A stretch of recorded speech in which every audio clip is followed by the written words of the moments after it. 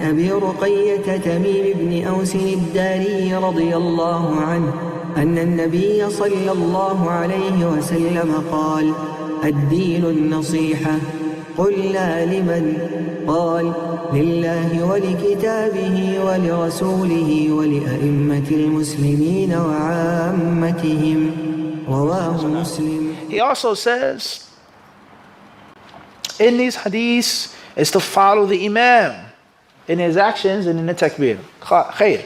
Moving forward, he says وفيه وجوب متابعة المأموم لإمامه في التكبير والقيام والقعود والركوع والسجود وأنه يفعلها بعد المأموم كذا. It says here in these hadiths is the obligation of following what? The Imam in everything, the takbir, standing, sitting, bowing, etc. Naam. He says, and that is to do it after the Imam. فَيُكَبِّرُ تَكْبِيرَةِ الْإِحْرَامِ بَعْدَ فَرَاغِ الْإِمَامِ مِنْهَا. When the Imam says Allahu Akbar, the initial takbir, he says you must say it after the Imam is finished. A very common mistake that many people they make. They make the takbir to the ihram what? Simultaneously. Before, that's way extreme now. Well, people do it, but it's not as common as people doing it what? The Imam is saying Allahu Akbar and they're saying what?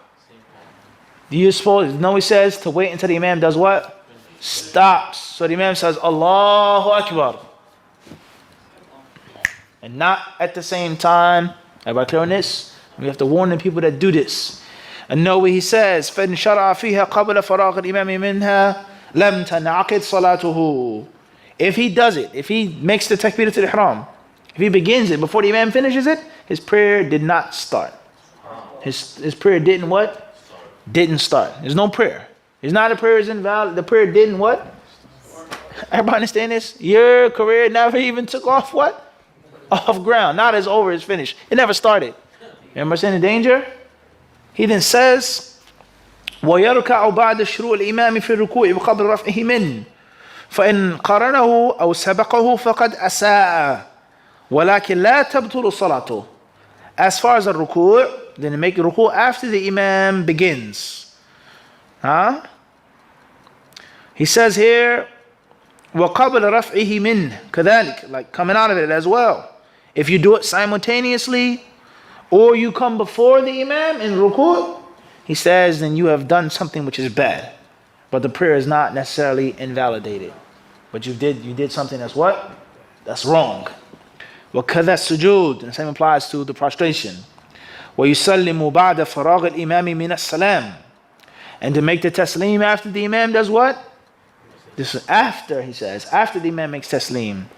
فَإِنْ سَلَّمَ قَبْلَهُ بَطُلَتْ صَلَاتُهُ. If he does it before the Imam is finished, then his prayer is what? Null and void.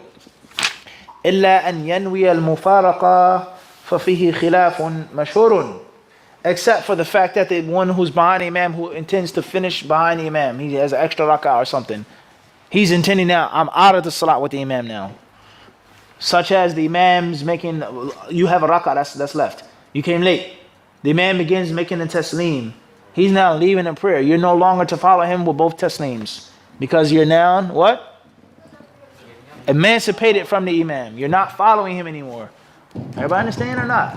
You're not free. You're not what? But you're free now. You're not behind the Imam anymore. He says, فِي خِلَافٌ مَشْهُورٌ. Long detailed discussion regarding that. وَإِنْ سَلَّمَ مَعَهُ لَا قَبْلَهُ وَلَا بَعْدُهُ فَقَدْ أَسَاءَ وَلَا تَبْطُلُ صَلَاتُهُ عَلَى الصَّحِيحِ وَقِيلَ تَبْطُلُ. He says if he makes the taslim with the Imam, not before him nor after him, then he's once more done something which is bad, and the prayer is not invalidated according to the strongest view. And some say that it is what?